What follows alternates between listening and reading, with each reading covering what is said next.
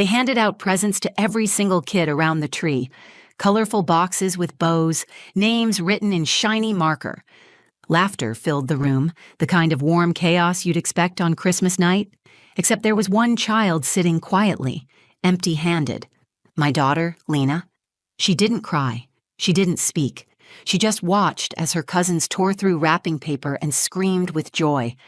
I sat next to her on the couch, stiff, my stomach twisted into a knot. I could feel the burn in my throat, trying to swallow it all down. I wanted to believe it was a mistake, that her name had been missed, that someone would laugh and say, "Oh, wait, we forgot Lena's." But then my brother, Trent, looked directly at me across the room and said loud enough for everyone to hear, "She's lucky we even invited her. She's not really family." The words hit harder than a slap. And worse, he was smirking, like it was a joke, like humiliating a child, my child, in front of the entire family was somehow funny. I turned to my mother, Evelyn, who was refilling her wine glass, not even looking at me. She gave a short laugh and said, just like her mother, "Always begging." My jaw clenched. I looked around the room. Not one person stood up for us. Not one. My daughter looked up at me. Her eyes didn't ask for anything. Not explanation, not defense. She didn't need me to explain why her uncle just said she wasn't family. She already understood, and I hated that. I hated that in 9 short years, my daughter had already learned what it felt like to be othered, to be tolerated instead of welcomed, to be ignored instead of loved. I didn't speak. I didn't get up. I froze. Lena, though, she moved. She stood up from the couch, walked quietly over to the tree, and knelt down. Everyone stopped talking. I could feel my heart pounding against my ribs as I watched her small hands reach behind the trunk. She pulled out a small box, wrapped in reused blue tissue paper and taped at the corners. A handmade tag dangled off it, the ink slightly smudged. To Uncle Trent. My breath caught. I hadn't brought that. I didn't know she had. She turned around, walked calmly to where Trent was sitting, and held out the box. He raised an eyebrow. "What's this?" She answered with a soft voice, "I brought a present, too. For you." The entire room fell into an unnatural silence. The kind where everyone knows they just witnessed something they weren't supposed to. Not because it was wrong, but because it was real, raw, uncomfortable in the way truth often is. Trent took the box. He opened it. And the moment he looked inside, his expression changed completely. He didn't say a word. And for the first time that night, he was the one who had nothing to say.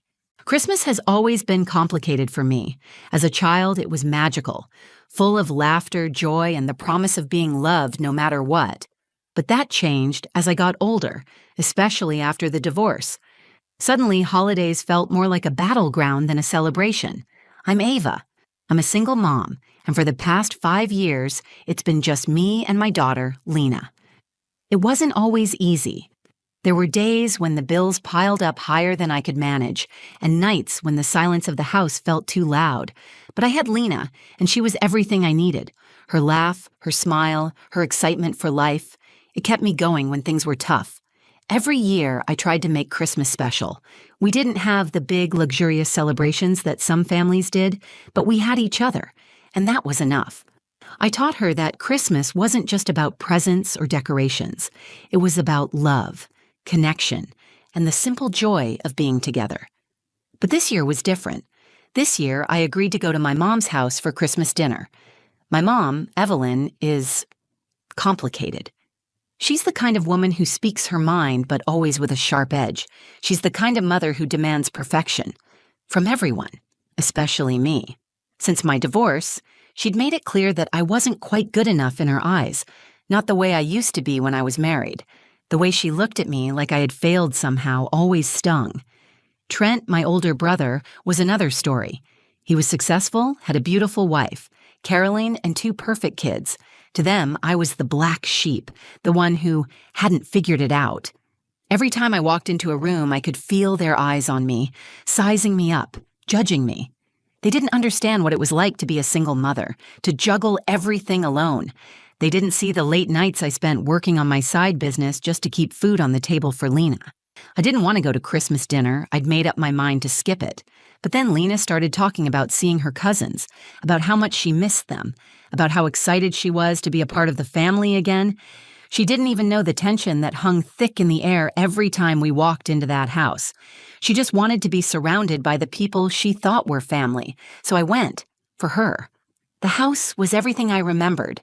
Too grand, too pristine, too full of expectations. The tree was decorated in gold and silver, its lights twinkling like something out of a movie. The dining room table was set for more than 20 people, plates shining, silverware polished, and glasses filled with a type of wine none of us could afford. I didn't belong there. I hadn't in years. I walked in, feeling the old familiar knot in my stomach. I smiled at my mother, tried to make small talk with Trent, but the tension was unbearable. I could already tell this was going to be one of those holidays, the kind where you just hold your breath and get through it, hoping for a miracle that never comes. Lena, on the other hand, was completely at ease. She was always like that, a natural light in any room. She wasn't concerned with the undercurrents of judgment that I felt so keenly. She was just happy to be there, surrounded by family, even if they didn't always make her feel welcome. As the evening wore on, I kept stealing glances at my daughter. She was so grown up for her age, but still so tender. I couldn't help but feel protective of her, especially in a place like this. I didn't want her to feel the weight of the world the way I had. I didn't want her to know what it felt like to have someone question her worth just because she didn't fit into their narrow view of what family should be. Dinner passed in a blur. The conversation was surface level, polite but strained. My mom kept commenting on how beautiful everything was, as though the beauty of the house could mask the ugliness of the way they treated me. Trent made a few offhand remarks about my choices in life, and Caroline kept smiling that tight smile that always made my skin crawl. But then came the presents. Every child except Lena got something. They were handed out like rewards for good behavior. My niece got a shiny new tablet. My nephew received a brand new bike. Everyone else was opening boxes with excitement, with joy, with the unmistakable feeling of being included, being loved. And Lena? She just sat there, quietly, her eyes bright with anticipation, but she didn't say a word. She knew, somehow, that she wasn't a part of their world. Not truly. I watched as she waited, hoping for something, anything, to come her way. But it didn't. And in that moment, I knew that no matter how hard I tried to make things right, no matter how much love I poured into our little family, we'd never be enough for them. And that hurt more than I could have ever prepared for. Lena sat perfectly still. Her little hands were folded in her lap, her back straight, her face calm. But I could see the way her eyes followed every gift that passed from one adult to a laughing child. She didn't say anything, and neither did I. That silence between us was screaming. One by one, Trent called out names with exaggerated cheer. To Maddie, from Aunt Caroline and me. To Ethan, from Nana Evelyn. Bright paper flew through the air. Ribbons were tossed aside. The room echoed with excitement. Someone turned up the Christmas music, and it made everything feel more cruel. Underneath all the glitter and fake cheer was something colder, sharper. I waited. I kept telling myself that maybe Lena's gift had just slipped under the tree skirt. Maybe someone had forgotten to hand it to her. I even stood up and glanced toward the back of the tree, hoping, praying I would find something with her name on it. But there was nothing. Trent looked at me, then down at Lena. That was when he said it. She's lucky we even invited her. She's not really family. He said it like it was a fact, as if it had been decided long ago, like he had the right to define who belonged and who didn't. A few heads turned. Someone let out a nervous laugh, but no one said anything. Not Caroline, not my mother, not even the cousin's parents who had once asked me for favors when I was married and doing well. Then my mother, Evelyn, topped it off like it was some twisted cherry on a rotten sundae. Just like her mother, always begging. She laughed as she said it, shaking her head as though she were sharing a memory that amused her. I sat there, frozen. For a split second, I couldn't even feel my hands. I was humiliated, not just for myself, but for Lena. They hadn't just insulted me. They had erased her. They had made her invisible. I looked at Lena. Her face didn't change. She still had that soft, composed look.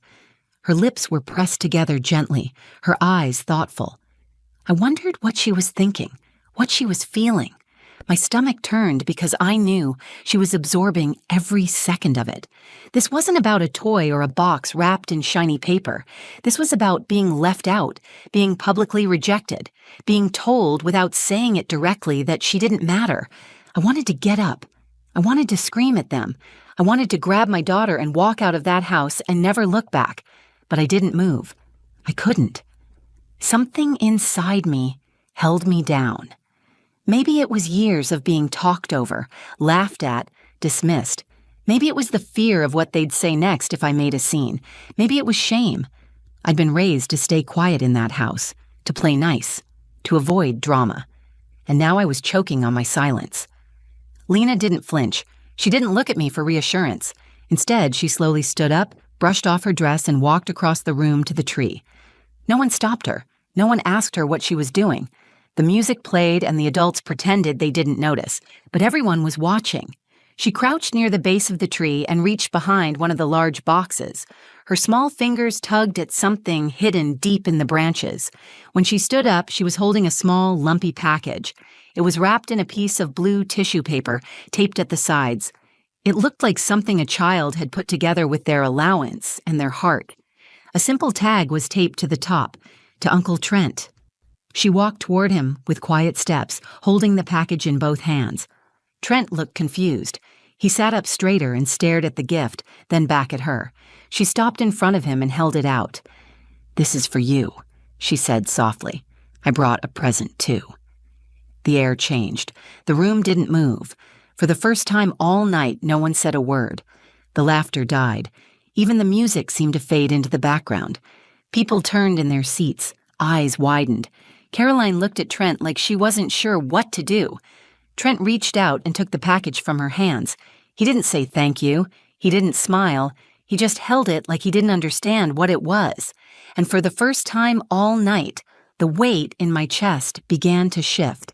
Lena had spoken, not with anger, not with tears, with action, with clarity.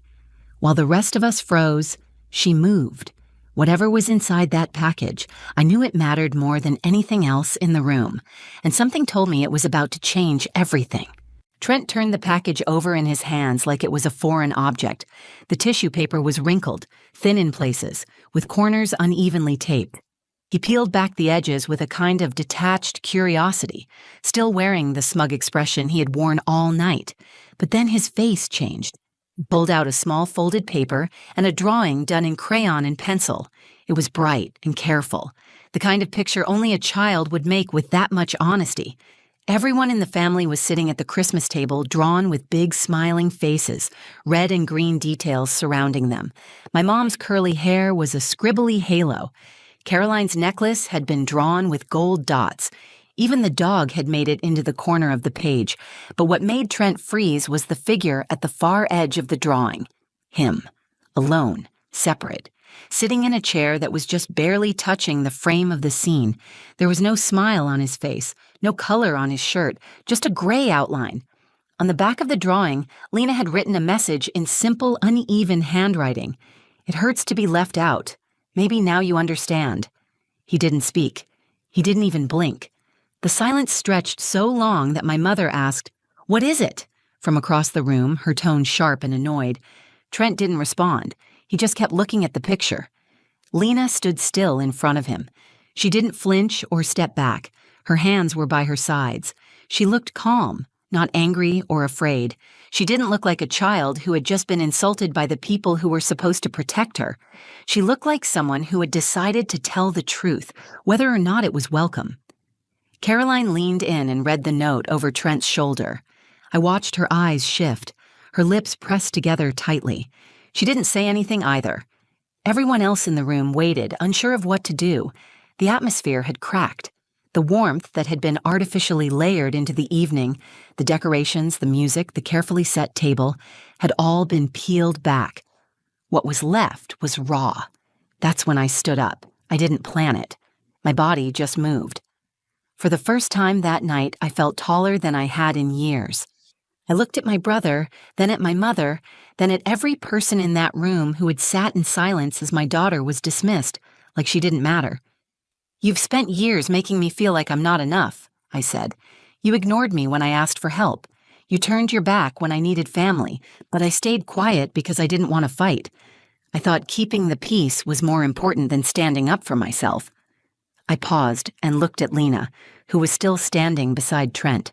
"But I won't stay quiet while you do it to her. Not my daughter. Not ever." I crossed the room and took Lena's hand. She looked up at me and I could see it in her eyes. Relief, but more than that. Trust. She had given them a chance to be better, and when they failed, she hadn't let it break her. "I'm proud of you," I whispered to her as we turned toward the door. "Where are you going?" my mother snapped from her seat. "Home," I said. "Someplace we belong." As we walked away, I heard a few hushed voices, the kind of quiet panic that spreads when the truth has just hit too hard and too fast. I didn't look back. When we got to the front door, one of the younger cousins, Maddie, about Lena's age, came running after us. She reached out and slipped something into Lena's hand. It was a silver bracelet she had just unwrapped, still sparkling with a tiny snowflake charm. "This is for you," she said softly. "You should have had a present, too." Lena smiled, nodded, and squeezed her hand. We stepped out into the cold. The air felt crisp and alive, not heavy like it had inside. As we walked down the driveway, Lena held the bracelet tightly and looked up at me. "I didn't want to hurt Uncle Trent," she said. "I just wanted him to see." I looked at her, holding back tears. "He saw," I said, "and so did everyone else." We got in the car. I started the engine. The radio played a soft version of Silent Night, and for once, that silence felt like peace, not punishment. We didn't talk much on the drive home. The city was quiet, dusted with snow, and the holiday lights on the houses we passed glowed softly in the dark. Lena leaned against the window, watching the world go by with her bracelet still clasped in her hand. I glanced over at her, a lump in my throat that I hadn't been able to swallow since we walked out of that house. My daughter had stood in front of a room full of adults and told the truth in a way most of them never could. She wasn't looking for attention. She wasn't trying to shame anyone. She had simply refused to let them erase her. That night, after we got home and Lena was tucked into bed, I sat in the kitchen with a mug of tea that had gone cold in my hands. I thought about everything that had happened, the years of silence I'd endured, the way my mother had dismissed me, the smirk on Trent's face when he made his cruel remark, and the way he froze when he opened her gift. I thought about the picture again. That moment when everyone saw what Lena had drawn, how clear and cutting it had been. She hadn't yelled. She hadn't argued. She had created something honest, something undeniable, and it had landed like a hammer in that perfectly polished living room. The next morning, my phone rang. I almost didn't answer when I saw Trent's name, but something told me to pick up. He didn't start with hello. "I was out of line," he said. "I didn't think she'd even notice. She's a kid." I didn't say anything. I waited. He cleared his throat. But she did notice, and so did everyone else. "I opened her gift again last night after you left." Caroline cried. I just sat there staring at it. I couldn't stop thinking about how she drew me outside the family. "You were," I said. "You put yourself there." He went quiet. "I didn't mean what I said about her not being family," he added. "I was just being, I don't know, stupid. Mean, you were being honest," I said. "That's what hurts." He sighed. "I don't want her to remember me like that." "You don't get to choose what she remembers," I said. "You only get to choose what you do now." There was a long pause before he spoke again. "I want to make it right. For her, not for me. Can I come by today? Just me." I didn't answer right away. I thought about how easy it would be to say no, to protect her from any more disappointment. But I also thought about what Lena had said in the car the night before. I just wanted him to see. If she was brave enough to show him, I could be brave enough to let him respond. "You can come by," I said. "But if she doesn't want to talk to you, you'll respect that." He agreed. A few hours later, he showed up at our apartment with a small gift bag in his hands. Nothing flashy, just a plain brown paper bag with a blue ribbon tied around the handle. Lena was on the couch reading when I opened the door. Trent stepped in, glanced at me, then knelt in front of her. "I'm sorry," he said. "I was wrong. That picture you gave me, it made me realize what kind of man I was becoming. And I don't want to be that. You gave me something important. I didn't deserve it, but I'm grateful you did." He handed her the bag. Inside was a simple sketch pad and a fresh box of colored pencils. Not expensive, but thoughtful. At the bottom was a note he'd written in block letters. "Thank you for showing me what family really means." Lena looked up at him, her expression unreadable at first. Then she smiled. "Now you're back in the picture," she said. He let out a breath that sounded more like a release than relief. Before he left, he turned to me. "Still have a lot to fix," he said, "but I'm starting with her." That night, I framed the drawing she gave him. I wanted her to see it every day, not as a reminder of being left out, but as proof of her strength. She didn't fight back with anger or spite. She held up a mirror and they finally saw themselves. And in that moment, my daughter didn't just find her voice. She helped someone else find their heart. Later that week, I caught Lena sitting at the kitchen table, coloring in her new sketch pad. She had drawn another family scene. This time, everyone was sitting together. There was laughter in the faces, warmth in the colors. And this time, Uncle Trent was right in the middle, smiling, with Lena standing beside him. I asked her about it, curious how she felt after everything. She looked up at me and said, "Sometimes people just don't know how to be kind until you show them what unkindness looks like." It stunned me. Not just the words, but the way she said them. With calm, with peace. She didn't carry bitterness. She had every reason to, but she had chosen something stronger. That moment stayed with me. I had spent so many years trying to earn approval from people who measured love in conditions, who thought worth was based on titles, money, marriage, or staying silent to keep the peace. I'd worked so hard to keep Lena away from the rejection I had endured growing up, but in that house, on that night, it still found her. But she didn't crumble. She responded in the most honest way a child can. She told the truth, not with cruelty or defiance, but with heart.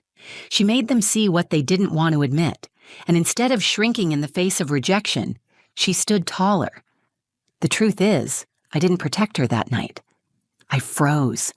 I had let my fear of conflict overpower my instinct to defend my daughter, and I've thought about that moment every day since. But Lena didn't wait for me to be strong. She was strong on her own. After that night, something changed in our family. Trent began reaching out. He invited us over for dinner one evening, just him and Caroline and their kids. No fanfare, no forced apologies. Just a quiet dinner where Lena was treated like she mattered. My mother, Evelyn, didn't change overnight. I didn't expect her to, but she did call me the week after and said, "That little girl of yours is something special." It wasn't a full apology, but it was the closest thing to softness I had heard in her voice in years. I stopped chasing their acceptance. I stopped editing myself to fit into the version of family they had built. Instead, I focused on the one I was building, with honesty, with love, with boundaries that didn't bend just to make others comfortable. That Christmas taught me something I hadn't realized I needed to learn. Silence doesn't protect anyone. It only delays the damage, and children are always listening. They are watching how we respond when the people around us show their true colors. They are learning whether to speak or to shrink, whether to trust the truth or hide from it. Lena taught me to stop hiding. She reminded me that strength doesn't always show up in big speeches or angry confrontations. Sometimes it shows up in a crumpled piece of tissue paper and a drawing done in crayon. Sometimes it walks across a room full of people and hands someone the truth, wrapped with care. We still don't go to every family gathering. Some wounds need more than time. They need consistency. But Lena knows where she stands now, and so do I. That year, we created our own tradition. On Christmas night, we sat by our little tree, wrapped in a shared blanket, and exchanged one handmade gift each. Nothing fancy, just something from the heart. I gave her a charm for her bracelet that said brave. She gave me a small painting of the two of us in front of a tiny house with glowing windows. The caption at the bottom said, "Where love lives." I hung it on the wall above our kitchen table, and I made myself a promise. I will never again stay silent while someone tries to dim my daughter's light. And I will never again believe that love has to be earned by suffering in silence. Family isn't just who shares your blood, it's who protects your heart. And thanks to Lena, I remembered how to protect mine. If this story meant something to you, if you've ever felt like an outsider at your own family's table, or watched your child face something no child should have to, I hope Lena's courage reminded you that silence isn't strength. Speaking up, even gently, can change everything. Sometimes the smallest voice in the room carries the biggest truth. If this story moved you, please like the video, share it with someone who needs to hear it, and leave a comment below. I read everyone, and your stories matter too. And if you want more real, raw stories about family, motherhood, and finding your voice, subscribe to the channel. We're building a space where honesty has a home. Thanks for watching. I'll see you in the next one.